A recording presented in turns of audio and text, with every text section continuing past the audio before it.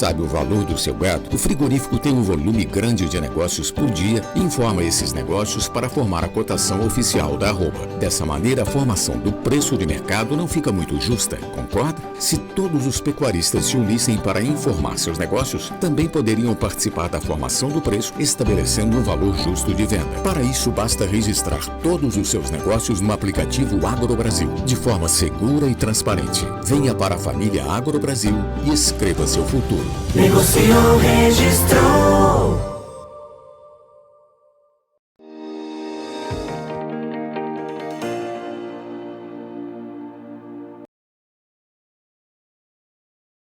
Muito boa tarde a você que nos acompanha aqui pelo Notícias Agrícolas. No ar, o nosso tradicional boletim de acompanhamento do mercado do boi. O mercado do boi, ele segue aí de olho principalmente em alguns fatores como oferta, a demanda, o andamento das exportações e principalmente a precificação aí da arroba. No entanto, esse é um momento bastante importante. A gente já trouxe esse assunto, essa semana a gente volta a falar para vocês sobre confinamento. E quem traz mais detalhes para a gente é o Tiago Bernardino de Carvalho, pesquisador do CPEA. Está de olho nos números lá no CPEA e principalmente para nos ajudar a entender se é vantagem ou não, o que o produtor tem que pensar na hora de se preparar para as ofertas, principalmente do segundo semestre. Será que vai valer a pena colocar o animal hoje em confinamento? Ele tem que tomar a decisão aí, tá para tomar essa decisão nesse momento. Mas antes, Tiago, seja bem-vindo, obrigado mais uma vez por estar aqui com a gente. E eu começo te perguntando desse mercado do boi, antes de falar de confinamento, como é que você está vendo esse mercado, essas oscilações, enfim, e principalmente esse risco China que apareceu nos últimos dias com suspensão de alguns frigoríficos. É motivo de preocupação, Tiago? Olá, Alexander, amigos Notícias Agrícolas, prazer novamente estar aqui junto com vocês, né? Pós-Páscoa aí, aproveitar para desejar uma feliz Páscoa para todos os ouvintes, né? É sempre bom, né, a gente ter um período aí para repensar e ter uma vida nova. Então, fica o meu desejo aí para todos os ouvintes, para toda a equipe Notícias Agrícolas. Obrigado, Tiago, para você também. Realmente, vamos falar sobre o mercado do boi, né? Tem muita coisa importante que você colocou aí, a questão da China, que trouxe um anseio aí no feriado para todo mundo, por isso que até mesmo eu falei da Páscoa, né? A turma teve fechamento de frigorífico, plantas de frigorífico, isso pode afetar? O que a gente está olhando no mercado? Bem cirurgicamente, bem claramente. A gente tem realmente uma precificação desse boi China, a gente tem uma precificação do boi acima lá dos 30 meses que vem ficando no país. Vale lembrar que a gente entra nesse período de entre safra, ou final da safra, onde eu tenho muitos pecuaristas que realmente não têm ainda o uso intensivo de tecnologia, então tem um boi, podemos dizer, com mais idade, então isso ajuda a compor, sim, o volume de abate, o volume de escala de uma indústria, isso acaba sendo natural, mas por outro lado eu tenho esse boi que realmente vem sendo bem precificado, no sentido de trazer retorno para o pecuarista, né? E, óbvio, qualquer movimento que a China faz, vídeo que aconteceu no passado, causa, de certa maneira, uma preocupação. Na minha opinião, a gente tem que ficar atento, sim, mas, de certa maneira, é pontual. A China, realmente, ela tem outros frigoríficos que ela pode comprar, assim como a indústria, ela pode realocar o abate em outros frigoríficos também, né? Mas sempre lembrando que a gente volta a falar do mundo, né? O mundo tem elevada inflação, o mundo está com custos em altas, por mais que a China tenha uma inflação menor do que alguns outros países, como a Europa, Estados Unidos e até mesmo o Brasil, ela ainda precisa do alimento, ela ainda precisa da carne, ela ainda vai continuar comprando a nossa carne. Então a gente precisa, sim, monitorar, ficar atento para qualquer movimento. E outro ponto interessante é a questão de oferta e demanda. Pensando pelo lado da demanda chinesa, a gente tem um câmbio real mais valorizado. Ele vem valorizando, ele vem deixando a nossa carne mais competitiva ou menos competitiva, dependendo da ótica que você for analisar, mas eu tiro um pouco a competitividade da carne brasileira em detrimento de outros países, que também tiveram o preço da carne bovina subindo, valorizando, mas eu trago uma competição maior. Então isso é natural. Pela ótica do comprador, pela ótica do chinês, opa, eu estou comprando, estou pagando mais caro, tem um custo maior. Por mais que eu precise, realmente eu vou tentar negociar ou não, assim por diante. Mas a China ela tende a voltar sim com essas plantas, mas ela vai continuar comprando. Então o mercado ele está pensando no mercado doméstico ainda. A gente está num período de transição, entrada da entre-safra, saída de animais. A gente sabe, e a gente vem falando em alguns episódios, que a oferta ela vem se regularizando, isso é natural, isso tende a ocorrer ao longo desse ano, o ano que vem. Tá? A gente tem ainda um mercado doméstico, ainda infelizmente, de certa maneira ainda, não tem uma melhora de emprego, mas olhando os preços elevados da carne bovina, de certa maneira assustado, a inflação ela corrói, eu tenho outros custos que viabiliza um volume maior de consumo de carne bovina, além do que as outras carnes concorrentes, eu ia falar carne suína aqui, mas preços derretendo, carne de frango também ainda, de certa maneira, barato, por mais que subiu de preço. Então, esse é o cenário. É um cenário um pouquinho de oferta maior, mas as exportações vêm muito bem, né? O mercado doméstico não mudou muita coisa, melhorou um pouquinho em março, pré-venda para o estoque de abril, né, para Páscoa, mas realmente em abril a gente vê uma pressão maior sobre os cortes. Então, esse é o cenário de transição, que daí sim traz algumas preocupações para os pecuaristas pela oscilação da arroba, que vale lembrar, por mais que o preço da arroba tenha essa tendência de queda, a gente sempre lembrar que a gente tem as premiações, a gente tem esse boi China, a gente tem realmente o mercado ainda precificando muito bem um boi que realmente está indo para o país asiático, que tem até 2 anos e meio, ou seja, 30 meses. Então, realmente é um mercado de transição que a gente vai observando, seja pela demanda interna, seja por uma oferta maior de animais jovens, assim por diante. E só colaborando aí com a sua fala, para mostrar que realmente as exportações estão evoluindo bem, ontem saiu o relatório do SECEX, né, acompanhando até a 3ª semana de exportação aí da carne bovina brasileira. A média diária ficou em 8,9 mil toneladas, é 43% a mais do que a média do mês de abril do ano passado. E quando a gente olha para preço, Thiago, a gente tinha no ano passado uma tonelada sendo negociada a $4.700, um pouquinho mais que isso, e a gente viu só nessas primeiras 3 semanas aí de abril uma média de 6.150 dólares por tonelada, ou seja, um incremento de quase 30% aí nos preços, né? Então, e a China paga mais que isso. Isso a gente está falando de média de todos os países, né? Exato. Eu acho que você tocou num ponto importante, só para fazer com o link da minha fala, é exatamente isso. Eu tenho um câmbio que vai valorizando o real frente ao dólar e eu tenho ainda uma valorização da tonelada da nossa carne. Você trouxe números aí, acima de 6 mil toneladas, é recorde histórico. A gente nunca vendeu tão caro a nossa carne. Então, eu tenho ainda demanda, porque se eu tenho gente pagando é porque realmente eu preciso dessa carne, mas por outro lado fica evidente, eu tenho outros concorrentes, então é o momento de ajuste, de equilíbrio, mas perfeito os números que você trouxe aí para embasar toda essa minha fala. Muito bom. E obviamente a gente conhece a China também, essas suspensões não são à toa, a gente vai ver nas próximas semanas aí se tem algum reajuste no preço, porque no fundo é questão econômica, é de negócio também, né? Econômica comercial, também. Né? Comercial é o termo certo, né, Thiago? Perfeito. Vamos aguardar e eu acho que é o momento para o setor.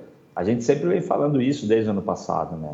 Repensar algumas coisas, repensar estratégias, como a própria abertura de um mercado canadense possível com a troca de fertilizantes. Então, realmente é continuar essa busca. Porque realmente, quando a gente depende de um grande país que realmente paga bem, isso é muito válido, sim, né, para o nosso produto, mas a gente pode ficar muitas vezes na mão e sempre nessa angústia. Fecha, não fecha, embarga, não embarga. Então, isso são mais diretrizes para a gente aprender. É isso aí. Bom, vamos focar no nosso tema de hoje, que é a questão do momento de decisão do produtor, como se preparar para garantir a oferta lá no segundo semestre, e isso passa, obviamente, pelo confinamento, Thiago. Eu queria entender qual é o cenário que a gente tem hoje E se o produtor ele vai estar habilitado, digamos, a fechar esses animais, enfim, vai ter retorno lá na frente? Como é que vocês aí no CPE estão fazendo essas contas, hein? Quando a gente começou, né, a conversar, né, e até chegamos, né, vamos falar sobre o confinamento, a temática que a gente vem acompanhando. Por quê? A gente chega nesse ponto, né, Alexander e amigos aí do Notícias Agrícolas, dessa decisão. Eu tenho a entrada do outono, a chegada do outono, eu tenho uma redução, né, da luminosidade, toda aquela lógica produtiva que a gente sabe, e a tomar a decisão. Eu vou continuar engordando esse meu animal, dar um suplemento de inverno, fazer um semi-confinamento, fazer um confinamento. Então, é um momento muito importante para o confinamento, para o confinador ou para o terminador, até mesmo para o recriador, analisar e planejar quando que eu vou tirar esse animal. E quando a gente coloca essa temática da engorda, eu acho que o primeiro ponto é que tipo de animal eu quero produzir. Eu quero um boi China. Um boi China é um boi jovem, 30 meses que seja. Eu tenho que realmente, quando esse animal vai estar pronto? Esse animal vai estar pronto no final do ano. Opa, então realmente eu preciso entrar com o confinamento, porque é o boi China que está pagando mais por esse preço, ou um sobrepreço, que seja 10, 15, 20, 30, 40 reais a mais por arroba, aí é uma discussão, mas se a China está pagando por um produto que eu tenho condição, esse já é um ponto importante para analisar a entrada no confinamento. O pecuarista, ele decide confinar baseado em algumas variáveis. Sempre tem a questão do preço. Como que vai estar o mercado lá em outubro, novembro, setembro, no segundo semestre. Então, quando ele olha que estava 350, ele se anima. Quando ele olha que já está 330, como fechou ontem, né, ele fica meio angustiado, ele fica preocupado, né? Esse é um fator importante, a receita futura. Agora, eu tenho duas variáveis que eu venho para o custo, que é a questão do boi magro, que representa de 60% a 70% do custo, e o alimento, a diária, que representa aí também, variando aí de seus 25% a 35%, dependendo da região. Então, quando a gente olha essas outras variáveis, eu já falei do preço que ele caiu, a perspectiva futura, mas ainda tem muita água para rolar, sempre lembrando que o segundo semestre é um mercado mais atrativo em termos de preço.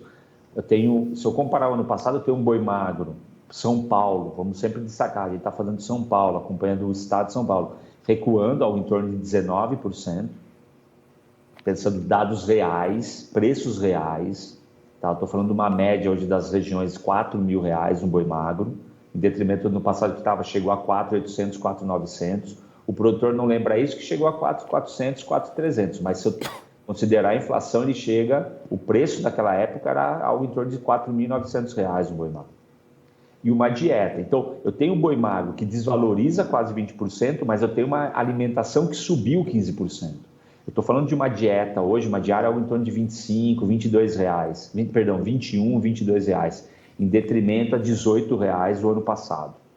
Então, eu tenho uma alta, sim. E isso que o pecuarista ele sente. Mas eu tenho um boi magro que favorece essa conta.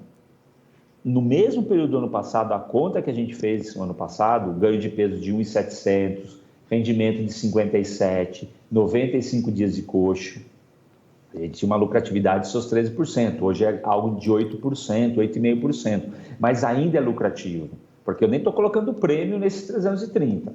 Se eu fizer um boi magro, pegar um boi magro e transformar ele num curto espaço de tempo, transformando num boi China, eu posso ter um preço e uma margem melhor. Então, isso varia de região para região, de peso de entrada, de tipo de dieta, tem várias variáveis aí que vão impactar na minha margem, mas eu tenho sim uma condição interessante ainda para a pecuária de terminação ao longo de 2022.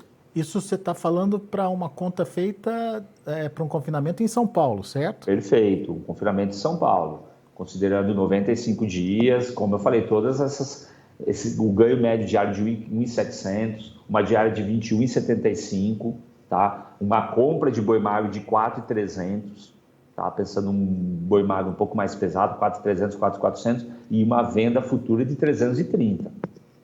Muito bem. Então, eu tenho aí uma conta aí de 8% que pode ser um pouco melhor. Se eu comprar melhor o meu boi magro, se eu tiver uma compra de uma dieta um pouco mais barata, se eu conseguir, óbvio, e se eu vender o meu boi magro mais caro.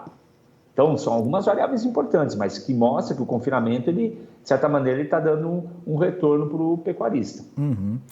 O boi, eu imagino que ele pode procurar aí um animal mais barato, mas tem que ser um animal de qualidade para que ele, zootecnicamente, enfim, tenha a eficiência de converter esse investimento em carne, no final das contas. Mas, por exemplo, na dieta, Tiago, esse aumento do custo, ele tá ok, ele pode aumentar ainda por conta do milho que não está garantido? Tem algum risco ainda no custo da dieta? Olha, a dieta aumentou para todo mundo, aumentou para os suínos, para o frango. Tem a expectativa de uma safrinha boa, sim, mas tem algumas regiões que o produtor ele já fez a venda da safrinha, então a gente vem com uma safrinha boa. Segundo semestre a gente exporta mais, mas por outro lado tem o câmbio, que pode dar uma segurada. Então são alguns fatores que o pecuarista ele precisa realmente ficar atento. Mas, de novo, precisa fazer conta. Eu posso gastar mais com dieta, desde que eu tenha uma qualidade boa de boi magro. Thiago, mas eu pago um pouco mais. Ok. Não dá para mim comprar um boi magro de fundão, achando que eu vou ganhar peso, porque uma dieta é de alta tecnologia. Pode ser que eu ganhe, mas isso é muito importante, eu ter um boi magro em condição de absorver toda aquela tecnologia. Então, quando eu falo que o boi magro representa de 60% a 70% do custo, ele é um motor muito interessante. A dieta, ela pode me trazer margens apertadas? Sim, ela pode. Mas o pior é o meu boi magro não consumir. Eu gastar 70% do meu custo com um animal que não consome. Então, a oscilação da dieta realmente impacta sim, mas eu tenho que transformar isso em mais quilos por dia dentro do meu animal. A escolha esse é um ponto importante quando a gente analisa valorizações de uma dieta. A compra de um animal que vai fazer uma boa conversão. A expectativa é uma safrinha boa, sim, mas eu tenho que realmente analisar os outros fatores. Venda externa, a venda antecipada, que pode realmente manter esse nível de preço em patamares elevados. E está todo mundo de olho na nossa safrinha aqui, Tiago, principalmente por conta da restrição lá na Ucrânia. Exportação brasileira, ou o milho brasileiro, tende a ocupar um espaço importante, né? Perfeito. É outro ingrediente nessa conta. Então, o pecuarista tem que fazer conta. Se ele tem uma margem interessante, como que foi a margem dos últimos 2 anos, como que está essa margem, ele tem que efetivar esse processo. Mas se cair R$2, R$3 a saca, ok. Eu transferi isso daí para um ganho mais rápido do meu animal. Eu tenho que realmente operacionalizar a conta, porque senão daí todo mundo realmente fica esperando cair, daí não cai, aí falta boi, o boi sobe, mas eu perdi o bonde da história. O efeito manada. Agora, quando você fala dessa diferença de margem, você que conversa com os pecuaristas, de alguma forma isso desanima? Por exemplo, ano passado a gente tinha nesse momento 13% de margem positiva. A gente está falando de 8% hoje, positiva. Mas quando ele faz essa comparação, Tiago, ele desanima? Tem uma tendência de desaceleração aí do confinamento? Olha, obviamente que preocupa, não vou dizer desanimar, ele preocupa, mas quando a gente pega o confinamento, a gente está falando já de uma atividade, Alexander, que realmente vem ganhando espaço em termos de profissionalização. Né? Quando a gente fala de confinamento, semi-confinamento, até mesmo intensificação, integração lavoura-pecuária, né? Mas principalmente só falando da pecuária intensificada, a gente está se aproximando de contas de grãos, de floresta. Eu digo na questão do uso de tecnologia, na questão do uso realmente da gestão. Eu preciso estar na ponta do lápis. Então, desanima? Não vou dizer que desanima, preocupa, mas é o confinamento que ele tem que girar. Então, ele está sempre fazendo conta, ele está buscando, sim, oportunidades. E ele precisa o quê? A estrutura do confinamento está dada, ele não pode deixar parado, ele precisa girar. Isso é fato. O problema é aquele confinamento, o que aproveita. Não estou falando que isso é errado, não, longe disso, é oportunidade. Tem muita gente que ganha dinheiro realmente dando algumas tacadas boas de oportunidades. Entrar, sair. Então, se a conta aperta muito, ele segura. Agora, o confinador, o empresário que está todo ano confinando, ele vai entrar, mas com esse planejamento. substituindo algum produto ou outro, otimizando algum processo, reduzindo o tempo de coxo ou até mesmo aumentando, dependendo da alimentação. Tudo isso vai compor a decisão dele, mas ele vai continuar. Então, assim, preocupa, mas ele, não vou dizer que ele está desanimado, porque ainda eu tenho um mercado de boi gordo, de novo, diferenciação de qualidade, diferenciação de padrão de animal, menos de 30 meses, que está muito interessante para o pecuarista. Muito bem. E torcer para não ter nenhum imprevisto, nenhum obstáculo aí pelo caminho, como a gente teve no ano passado, que no final das contas a gente viu até a expressão nova, o desconfinamento, né, Thiago, acontecer, Exato. né? E o ano passado ainda a gente teve uma margem boa que veio de 2020, até no primeiro semestre de 2021, que isso ajudou o pecuarista a também a desconfinar, podemos dizer assim, né? Esse ano as margens já estão mais justas desde o ano passado. Então, por isso que eu falo da necessidade de profissionalização, da necessidade de uma tomada de decisão mais precisa, que não é simples, mas realmente não sei se tem muito espaço para desconfinar esse ano, mas se Deus quiser não teremos problemas não esse segundo semestre de 2022. E sempre procurar se proteger, né? Proteção, seja usando as ferramentas de proteção que a própria a B3 traz, ou sei lá, uma venda antecipada, enfim, negócio antecipado, enfim, garantir, né, Thiago? Exato, hoje a gente tem ferramentas disponíveis, né? Muitos reclamam da questão, né, se tem muita liquidez ou não, mas a gente tem o contrato futuro, a termo de opções, parcerias, né, entre produtores, confinadores e frigoríficos, que seja. Então, a gente tentar identificar a melhor ferramenta para o meu negócio, para o meu custo e realmente se proteger, porque o mercado ele é aberto para todos. A gente, por mais que a gente tenha movimentos de menos ou frigoríficos em determinado período do ano, menos animal em determinado período do ano, a gente tem ainda um volume interessante de compra e venda. Boa. Muito bom. Contas feitas, então a margem reduziu, mas ainda é positiva. Boi magro mais barato que no ano passado, quando a gente olha o mesmo período, né, de tomada de decisão, e dieta mais cara, como a gente já sabia que ia ser mesmo. Então, é preciso realmente colocar na ponta do lápis aí, entender como é que vai ser isso e, mais do que isso, se proteger para evitar surpresas lá na frente. Pelo menos o seu custo ali é importante você ter garantido. Certo, Thiago? Perfeito. Quem conhece o seu custo é o proprietário. O proprietário que pode dizer realmente se vai apertar ou não e daí tomar decisão. Vou confinar, não vou confinar, vou ficar esse ano mais agressivo ou não, mais cauteloso. É o produtor que ele vai definir. O mercado, de novo, ele está aberto para todos. E o mercado ele tende a ser, sim, favorável, porque ele sinaliza isso, melhora da economia. De novo, segundo semestre eleição, segundo semestre a China tradicionalmente compra mais para formar estoque. Tem todo esse movimento aí, além das festividades, Copa do Mundo, que ajuda assim na dinâmica do consumo. Então, é um cenário favorável. E sem contar que muita gente aí, ou muitos confinadores, muitos investidores, eles também saem um pouco e isso abre espaço para realmente o empresário que está sempre confinando. Boa. Essa é a realidade e essa é a fala. Boa, Thiago. Obrigado, meu amigo, mais uma vez pela sua participação aqui com a gente. Volte sempre. Obrigado novamente pelo espaço, pelo convite, é sempre um prazer e contem sempre comigo aí, com toda a equipe para a gente trazer informação para vocês. Um grande abraço a todos, boa semana e bom trabalho. Valeu, abraço para você. Tá aí, Thiago Bernardino de Carvalho, pesquisador lá do CPEA, aqui com a gente no Notícias Agrícolas, analisando o mercado e trazendo aí a perspectiva do ponto de vista do confinamento aqui em São Paulo. A gente conversou essa semana ainda com o Marcos Araújo, ele fez as contas lá para Mato Grosso do Sul, lá para aquelas regiões a situação não é muito favorável não. Aqui em São Paulo as contas são um pouquinho mais favoráveis, mas a margem diminuiu. Preste atenção aí nas contas e entenda o que está acontecendo e o que está pressionando aí as suas margens.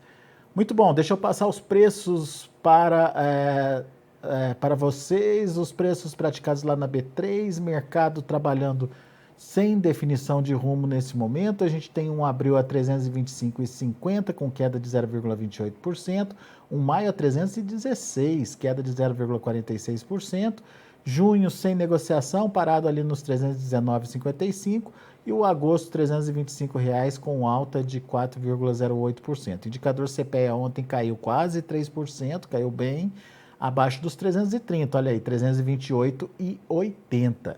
São os números de hoje do mercado do boi. A gente vai ficando por aqui. Agradeço muito a sua atenção e a sua audiência. Se inscreva em nossas mídias sociais. No Facebook, Notícias Agrícolas. No Instagram, @Notícias Agrícolas. E em nosso Twitter, @Norteagri. E para não perder nenhum vídeo, não se esqueça de nos acompanhar no YouTube e na Twitch, Notícias Agrícolas Oficial.